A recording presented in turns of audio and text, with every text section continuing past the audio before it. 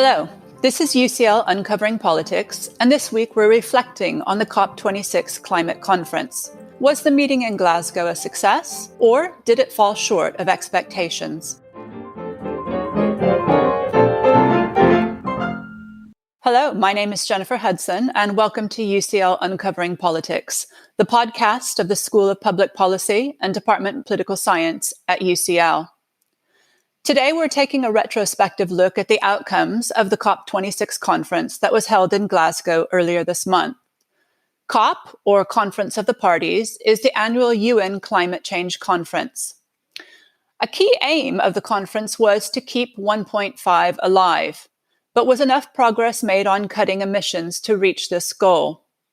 And have rich countries stepped up to the plate by agreeing to pay for loss and damage in poorer countries? Are we making progress fast enough? I'm delighted to say that we have three leading experts on these matters here, and they join me now. Jared Finnegan is lecturer in public policy, and before joining UCL, he was a postdoctoral fellow at UC Berkeley and Princeton University. His research investigates how governments, voters, and business understand and address long-term societal challenges, particularly around climate change. Fergus Green is lecturer in political theory and public policy. His research is on the normative analysis of public policy and on processes of political change, especially concerning climate change and decarbonization. And Lisa Van Halle is professor of political science and the principal investigator of the ERC-funded Climate Change Loss and Damage Project. Jared, Fergus, and Lisa, welcome to UCL Uncovering Politics. Let me begin by asking each of you your top takeaway, your key insight from the conference in Glasgow. What surprised you or shocked you, made you concerned, or made you hopeful? Jared, let me come to you first. So one thing that I thought was particularly interesting, I'm not sure if I'm hopeful about this yet or not, but the quantity of net zero pledges that were brought forward. And so even 5 years ago, or even when the Paris Agreement was first negotiated, net zero was still relatively a new concept, or a concept that many countries weren't fully committed to or signed up to or even talking about. And so the fact that so many countries brought forward these sorts of pledges, I think, is a real interesting change, at least in the discourse of international climate politics. Whether these pledges are credible, whether countries will actually hit them is a separate question. But at least this new idea of what a country could achieve by mid-century or beyond in some cases, I think is interesting. Fantastic. Fergus, what did you observe? What did you take away from COP? Yeah, thanks, Jennifer. So one thing that surprised me were the references to fossil fuels in the final decision text. The Glasgow Pact, as it's called, quote, calls upon parties to accelerate efforts towards the phase down of unabated coal power and phase out of inefficient fossil fuel subsidies, end quote. Now, that may not sound like much, and in the grand scheme of things, it isn't. Yet it is the first time in 3 decades of climate change negotiations that any of the formal decision texts, or any of the treaties even, have mentioned fossil fuels explicitly. And we can perhaps discuss a bit later why that is. But the fact that they were mentioned at all was something that surprised a lot of people, including myself. That was certainly part of the discussion and in the last closing days, the debate around fossil fuel. And you've mentioned that kind of phasing down, which we will come back to because it was one of the kind of key debates around COP.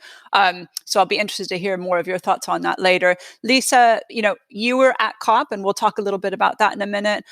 What did you take away from it? Yeah, so this is my 5th COP, and almost every COP I come away feeling pretty concerned for our future. This is one of the first where I've really walked away feeling a little bit hopeful, and working on climate change loss and damage in particular. It's not the cheery end of climate policy, right? These are the things that are going to be lost and destroyed because of the adverse impacts of climate change. But one thing that surprised me this time was both the degree of consensus and prioritization that all of the developing countries had on kind of getting progress on loss and damage this year. And so we didn't see these divisions in the global south that we've often seen in recent COPs. And also there were kind of non-state actors or sub-state actors starting to become a lot more involved at the loss and damage end of climate policy. So for example, Nicola Sturgeon set up a new kind of climate justice fund focusing specifically on providing funding for loss and damage type projects. That's really interesting. I've never kind of seen anything like that before. And it balances this very kind of state-driven process, which COP is really all about. Those are really interesting reflections from our experts, and I know we'll pick up some of that conversation as we chat today. Before we get into the weeds, Jared, can you give our audience a little bit of an insight about what are COPs good for? What is the purpose of this annual meeting to talk about climate change and respond to the climate crisis? Well, I think there are a number of things that could be said here, and different people have different views. I think that one thing that's obviously important is that people talk, that when there's a problem, people talk about it and try to deliberate and find ways to make progress on it. And especially that's true in the case of global problems. It's important that countries speak to one another. And so that's one key piece of this, that countries are negotiating and bargaining and trying to come up with some sort of solution. We know from social science literature on collective action, for example, things like repeated interactions, trust, monitoring of what other actors are doing, naming and shaming, having some sort of way of sanctioning or punishing actors that aren't participating. Of course, the UNFCCC is relatively weak on the last point, but overall, these are sorts of things that happen at COP in one way or another. And so these are sort of ingredients for collective action. And we can think about, one thing that I often think about is the counterfactual. So if there weren't COPs, would we be in a better or worse place? I think there's an interesting debate there. But my sense overall is that COPs are a necessary component to addressing climate change, and they do move us in the right direction, albeit slowly. You mentioned collective action, and Lisa, I want to come to you. I mean, by design, COP is this big multinational, multilateral effort to really go after climate change. I think recent times may have tested our faith in multilateralism. Should we have faith in the multilateral process around COP? Is this the right way to address this big global challenge? Yeah, it's a really interesting question. I think Jared's points there are really kind of on topic and on point. And I suppose I would paraphrase Winston Churchill here, saying that multilateralism might be the worst form of government, except for all those other forms that have been tried from time to time. And we see it's a slow process, an incremental process. It's COP is about consensus. Votes are not taken. This is about getting all 197 countries on board, and that's really difficult when you have countries like Saudi Arabia, other oil-producing countries that really stand to lose a lot and are there to protect their national interests, and that's their role. They're not the bad guys. They're doing what they're meant to be doing in this process. Same with China and India. And I think there's been a lot of kind of vilifying these countries in the press recently based on that discussion around kind of phase out and phase down, which we'll talk more about. I think things have kind of shifted in the last 5 years in multilateralism. And the Paris Agreement really is this innovative form of global governance. And so it's kind of, we're trying it out, we're experimenting. There's a lot at stake in this experiment. But again, it's probably better than, what's come before, because 12 years ago in Copenhagen, things really, really went wrong. And so this is kind of, the best we've got at the moment. You started us off, Lisa, by saying that you were hopeful coming out of this COP. You've been to many. What was it like? Can you give our listeners a little bit of a flavor of what it was like in Glasgow? And how did this compare to previous COPs that you've been to? Yeah, so obviously this is the first COP since kind of COVID times. And that was very kind of, in some ways, you were constantly kind of aware of that. So my whole team, we had to test every morning before we went to the venue. They had kind of maximum capacity issues. We had trouble getting in to watch the negotiations we wanted to watch because they were kind of capping numbers, whereas previously it has in a lot of ways been easier to kind of get access to the research that we wanted to do. So that was interesting. Having said that, we also waited in very long queues. I've never had to wait for kind of an hour in the queue to get into COP before, and there was a lot of criticism of, of the UK government and the UNFCCC Secretariat in terms of how things were set up. So I think that was one thing that felt quite different. The other thing that felt quite different was really the rhetoric at the start. There was very, very strong rhetoric. The first couple of days was devoted to the leader summit. So we heard kind of, Boris Johnson there talking for the first time about our kind of duty to poorer countries. Joe Biden, had similar rhetoric. I haven't heard that kind of thing coming from these leaders before. And of course, this is kind of Joe Biden's first COP. And, most of the COPs I've been to have been under a Trump presidency. It was the first COP I went to actually on the second morning there was when Trump won the election. And there was just kind of shock in the kind of COP venue in Marrakesh in 2016. So that felt different. Kind of different and hopeful. And I think the third observation I would make is I went to see the Fridays for the Future march, and I saw the climate march on the Saturday. And it was really, really inspiring, kind of seeing the people on the streets and really having this understanding of like a lot of the solutions are not going to be lying in the COP venue. It's kind of coming from the kind of power of the people who are becoming more and more engaged in this and pushing their leaders to do better. So that felt different to me as well. That is fascinating, and I think from a kind of as political scientists, we sit here and we look and we think about what is happening at the highest levels in government and from leadership, which, as you're saying, looks different and feels different this time. But that parallel activity that's going on from civil society, from the public, who are really kind of out there marching alongside and demanding this change is also really interesting from a perspective of thinking about the politics of climate change. Let's get into some of the specifics around COP. When COP started, they articulated 4 goals: secure global net zero by mid-century and keep to 1.5 degrees. Second, to adapt to protect communities and natural habitats, to mobilize finance, and finally, to work together to deliver the Paris rulebook and accelerate action. So let's spend a little bit of time looking at 2 of those goals. Jared, could you give us a reminder about the Paris rulebook? What is it, and why is it important?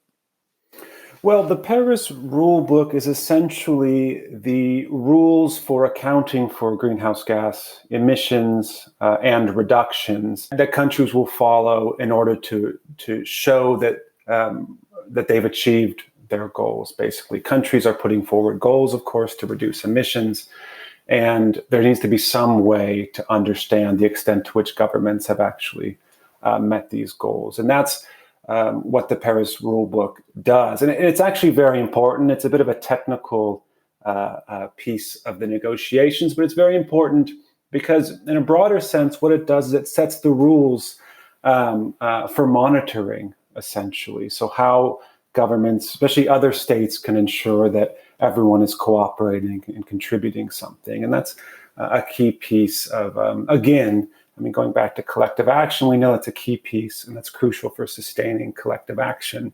So many of the details of the Paris rulebook had been agreed before COP26. Many of the kind of perhaps easier pieces of the negotiations had already been agreed. And the major outstanding issue for COP26 was on what's called Article 6 of the Paris Agreement, which is around carbon markets. And there, after 4 years of trying to get some agreement here, countries finally did reach a deal. And so what is Article 6 about? Well, it's about international cooperation in the context of mitigation. And that's specifically around the design of what are called carbon markets. And basically what carbon markets are markets for countries or also companies to buy and sell offsets or credits or emission reductions that go by a variety of names.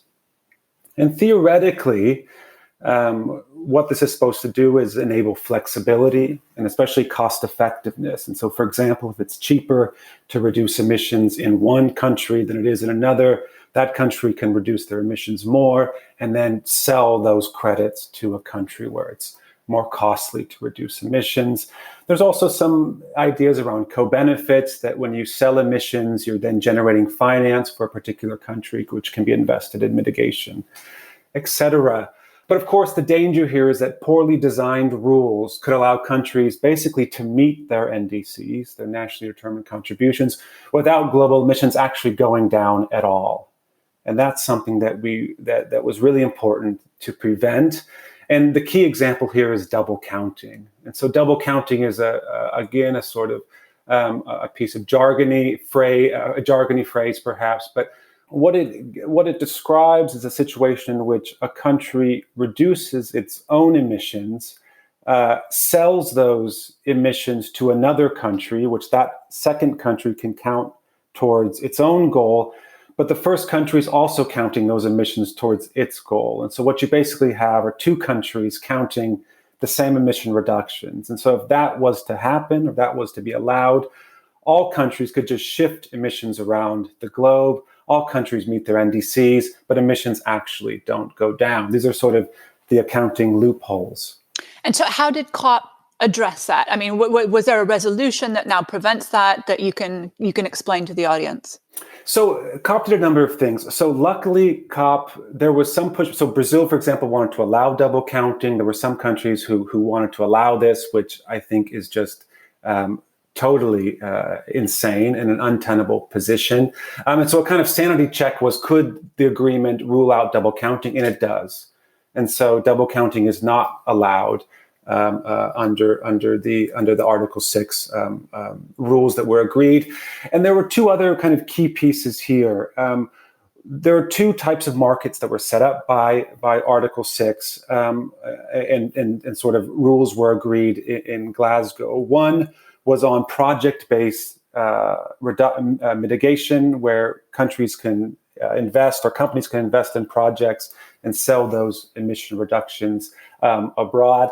But that's sort of less controversial because that also happened under Kyoto, and there is some architecture for and some sort of knowledge of knowing how to do that. I think perhaps what is more concerning to me is a new idea where countries can sell whole blocks of emissions, and so that they can use towards their NDC. So again, if one country overachieves its NDC, it can sell those surplus emissions to a country that hasn't been able to achieve it. And there are a whole host of issues there, and a whole sort of a number of potential possibilities for gaming the system, which I won't go into in detail. But the point is that while some loopholes, accounting loopholes, were closed at Glasgow, I think there's some that still remain open, and we'll see the extent to which governments try to exploit these accounting loopholes again, to hit their targets without actually reducing emissions.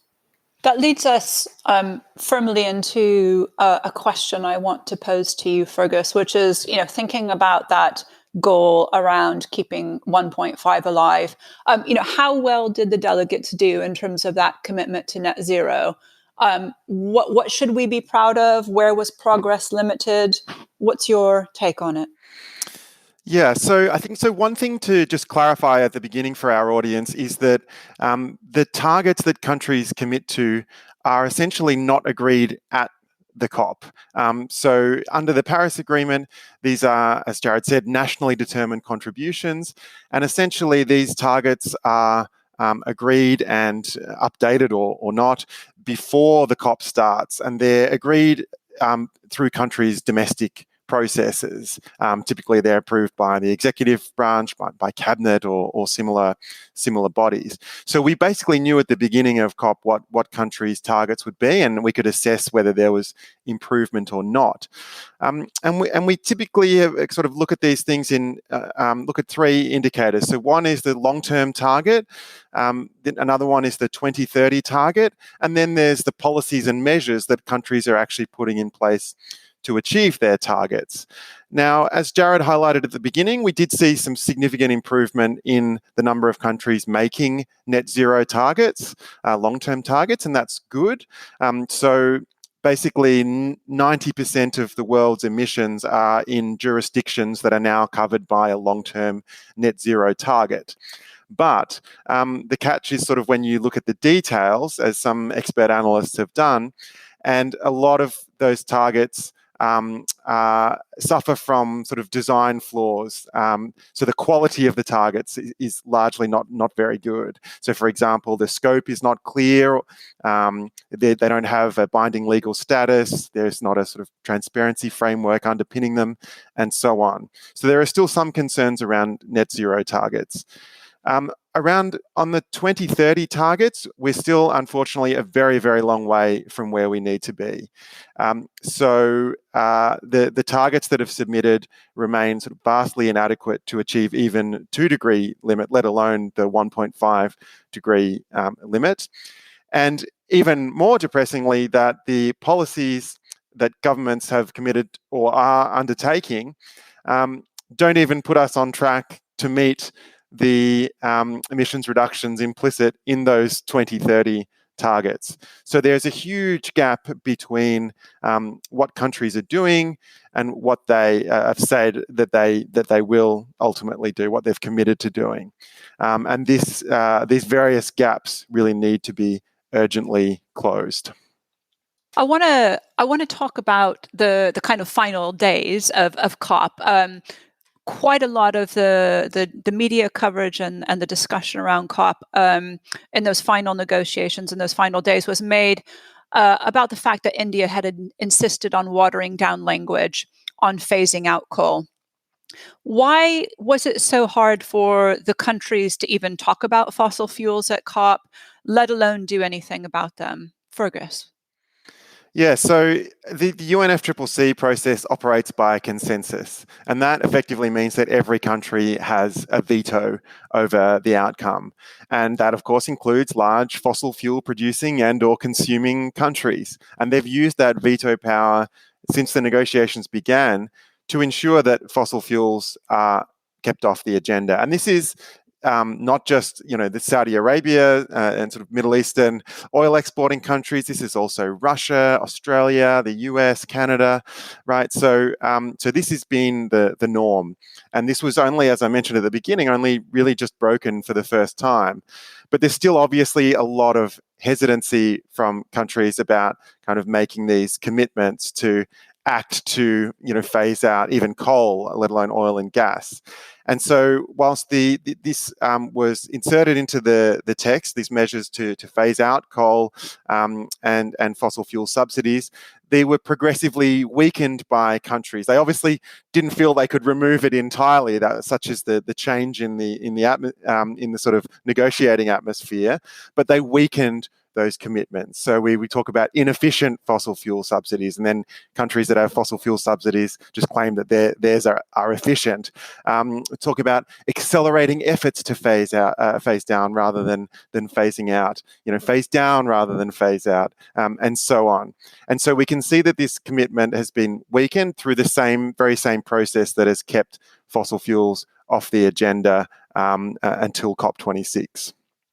So, I mean, you mentioned that, this kind of consensus and unanimity agreement, which binds the UNFCCC process, allows for veto players to kind of rule, make exceptions around particular language.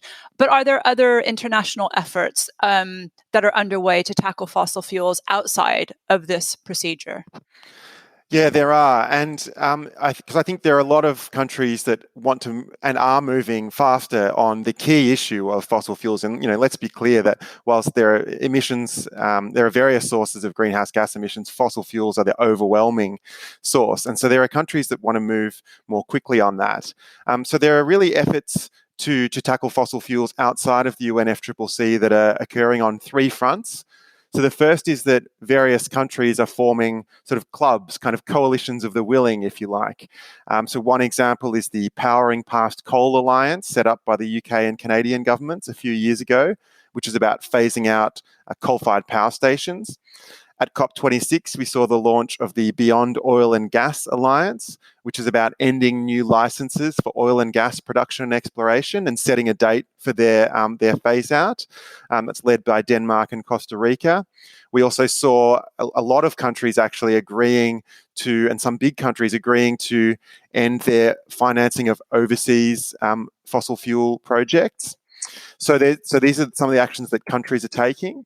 The second front is there's a really big civil society push to develop a more comprehensive treaty, a fossil fuel non-proliferation treaty modeled on its nuclear equivalent, the Nuclear Non-Proliferation Treaty.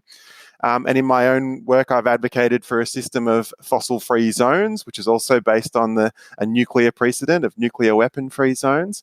And there's a lot of kind of civil society effort kind of pushing towards that. And then finally, the third front on which there's action in this regard is a lot of work by academics and policy experts that's trying to support these nascent initiatives, in particular sort of improving the informational basis on which they can act. And if I can just give two quick examples. So one is the Fossil Fuel Production Gap Report, which I've been involved in, and this monitors the gap between the fossil fuels that countries are planning to produce and compares that with the amount of fossil fuel production that would be consistent with 2 degree or 1.5 degree pathway. And that gap is also very, very large, right? So we need to reduce that. And that research has been happening every year for the last 3 years by leading research organizations and the UN Environment Programme. And then the other example of sort of expert and academic work that's being done is to produce a global registry of fossil fuels. So Jared talked earlier about the COP rulebook, which is about accounting for greenhouse gases. Well, if we're going to have this additional cooperation around fossil fuels, then we need to account for fossil fuels in some way. And so there are efforts to sort of develop an accounting system about that. And I actually have a paper that's just been accepted in Global Environmental Politics, which argues that such an accountability framework should focus on a combination of fossil fuel production volumes and fossil fuel infrastructure, rather than being based on fossil fuel reserves, which some people have suggested. So this is, I think, an interesting, vibrant, fast-moving space where there's a lot of activity. Now, Lisa, one of the big issues, this kind of new third, let's say, paradigm around addressing climate change, we've been thinking about adaptation and mitigation. You have been leading a research project on loss and damage. Could you remind our listeners, what is loss and damage? How does this fit in to the wider set of considerations and responses to climate change? And what was agreed in Glasgow around loss and damage? Yeah, right. So I think you've articulated it really nicely. We think of it maybe as a third pillar of climate policy. And so we know that climate change is going to have adverse impacts, right? Weather-related impacts. And the losses and damages that flow from those impacts are starting to get a lot more attention within the UNFCCC. It was first kind of institutionalized in 2013 at the Warsaw COP. And since then, there's been, it's been kind of quite a contentious area of the negotiations.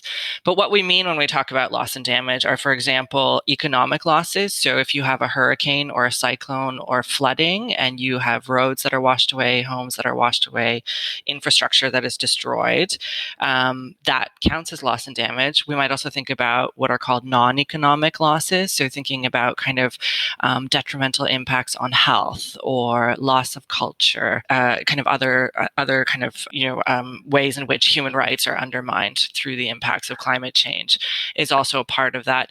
And work on climate change related displacement also falls within this category of kind of as an area of governance within the UNFCCC.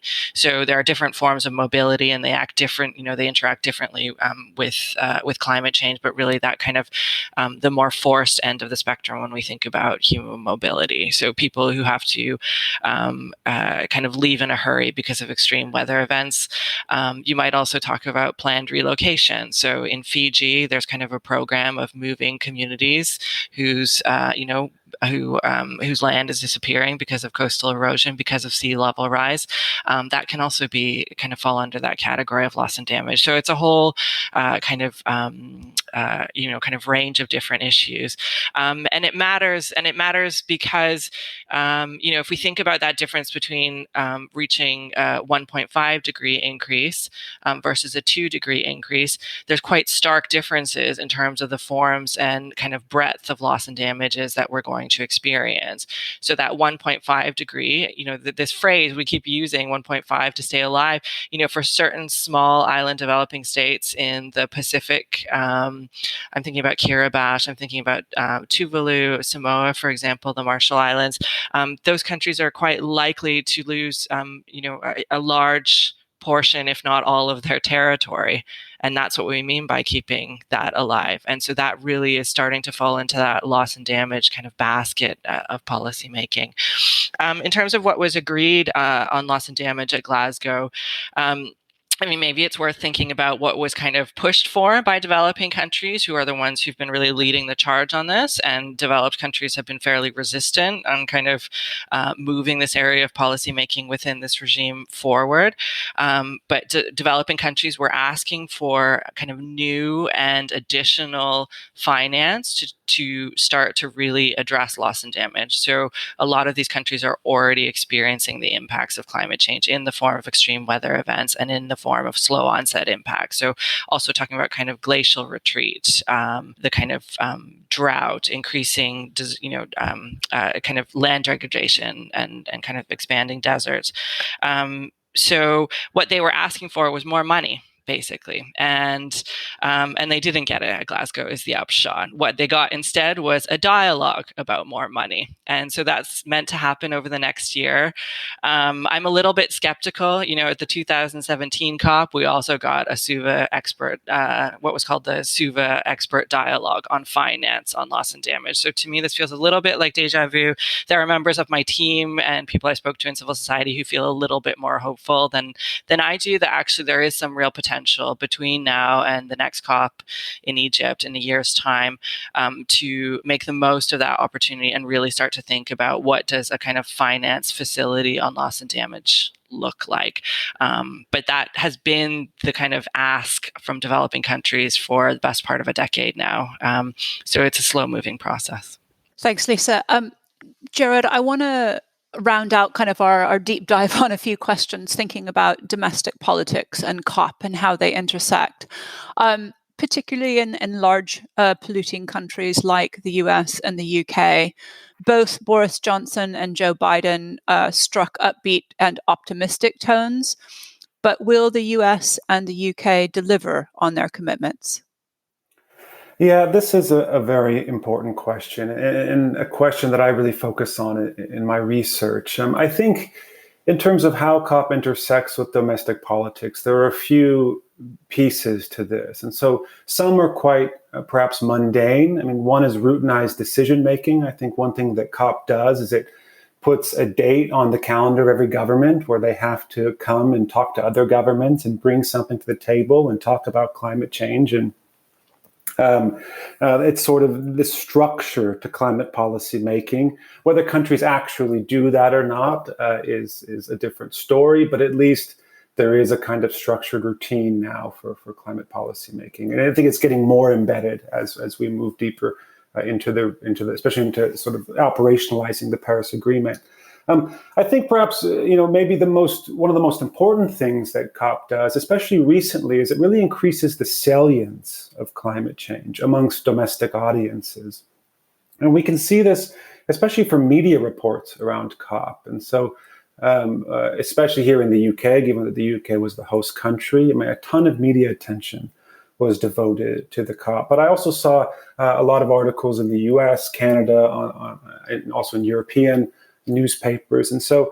And what it does by increasing the salience is that it gets it on sort of the minds of average citizens and average voters, and they can start to agitate for change. We know that, of course, in democracies, politicians pay close attention to voter preferences. And if voters if climate change rises up the policy agenda for voters, if it's seen as a very important issue to voters, hopefully, politicians will also start to see it that way.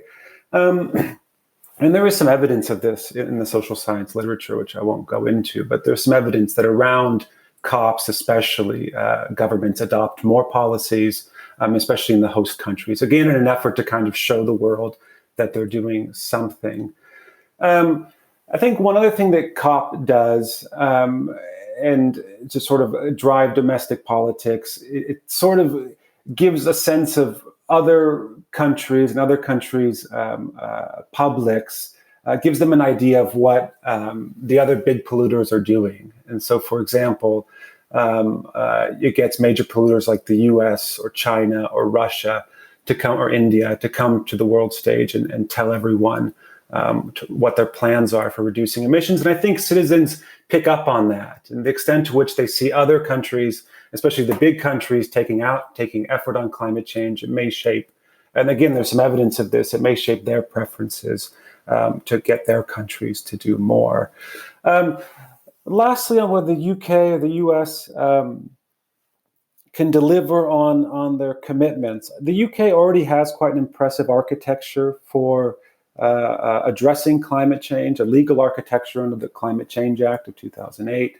And so in a way, I'm a bit more optimistic. I mean, that Boris Johnson and the UK government will be able to reach its long-term goals, although we know from the progress report from the Climate Change Committee in the UK, which is the independent monitor of UK climate policy, we know that the government's off track, and we know also in the most recent budget from the Treasury that certain key climate policies aren't or weren't included in that. For example, increasing some taxes on some carbon sources. But all that said, the UK at least has, when we compare it to the US, the UK at least has some architecture, some existing policies. The US is a totally different story. At the federal level, the US basically has no climate policy after the Trump administration has reversed all of it virtually. And we know now, as we speak, the Biden administration and Senate Democrats are trying to strike a deal with the Build Back Better plan, which includes essentially subsidies for renewable energy and electric vehicles. If that passes, those would be the most significant domestic policies the U.S. has ever adopted, though the jury is still out. I mean, the jury is very much still out on whether the Democrats can strike a deal on it. I think it could go either way. It won't be the first time that the U.S. fails to adopt bold action. That takes us very nicely to my last question, kind of quick fire to each of you. I mean, we're already 2 weeks post Glasgow. The countdown is on to Sharm el-Sheikh. But what happens now? What do we need to do to kind of take forward the motivations and the agreements from Glasgow and really put those into effect over the next year, so that by the time we get to Sharm el-Sheikh, we are starting from a different position? Jared? I think there are a number of things. I think perhaps the most important, especially in democratic countries, is the continued pressure of citizens and NGOs and social movements, putting continued pressure on governments to act, and keeping the salience of the issue high. Governments right now are facing a range of different issues they need to respond to. And for example, the pandemic, economic recovery, inflation is creeping up in some countries, energy prices. But keeping climate change on the top of the agenda, I think, is important to make sure governments actually deliver. Fergus, your thoughts? Yeah, so I mean, I think, the COPs will always be there. That process is going to continue, and that's important, and it should continue. But, as I've said, it's a lowest common denominator institution. And so I think what's really important is that we need to be pushing on other fronts, both domestically, as Jared said, but also internationally. And so what we need to see is governments being willing to kind of join these clubs that I've mentioned around fossil fuels, and to start new ones, for example, on getting more cooperation to sort of roll out low carbon energy sources and so on, and then using their diplomatic levers to put pressure on more reluctant countries to join those groups. And one thing I'd really like to see a renewed focus on in particular is the idea of no new fossil fuel infrastructure and projects. And so I think that's going to be a key priority for a lot of people in the coming years. And Lisa, final word to you. Yeah, that's great. And I'm thinking really about the kind of four of us that are sitting here. And for me, there's a real research agenda that's been laid by COP26 and really interesting questions about how to pull in new actors and new energy into this particular space. So Fergus and I, for example, are doing some work with the Equality and Human Rights Commission, who are thinking about climate change and its intersections with human rights. And really excitingly, we're launching our new climate politics cluster in the department. And so really looking forward to kind of working with a range of colleagues, both within the department and across UCL and beyond, to really kind of think about what kind of, good, rigorous, and critical research is needed to feed into the processes that are going to take us from COP26 to COP27 over the next year. It's been a delight to speak to all three of you. Thank you very much, Jared Finnegan, Fergus Green, and Lisa Van Halle, for joining me today. Please do check out the Department of Political Sciences Climate and Environment experts on our departmental website, and those across social and historical sciences and UCL to hear the latest analysis and insight. We'll provide links to all of these in the show's episode's notes. Next week, we're talking to Kristen Baca and Kit Rickard on their recent paper examining the persistence of paramilitary groups' informal justice systems in the form of so-called punishment attacks in Northern Ireland. As ever, make sure you don't miss out on further episodes of UCL Uncovering Politics. All you need to do is subscribe. You can do so on Apple, Spotify, or whatever podcast provider you use. I'm Jennifer Hudson. Our producer is Abby Turner. Our theme music is written and performed by John Mann. This has been UCL Uncovering Politics. Thank you very much for listening.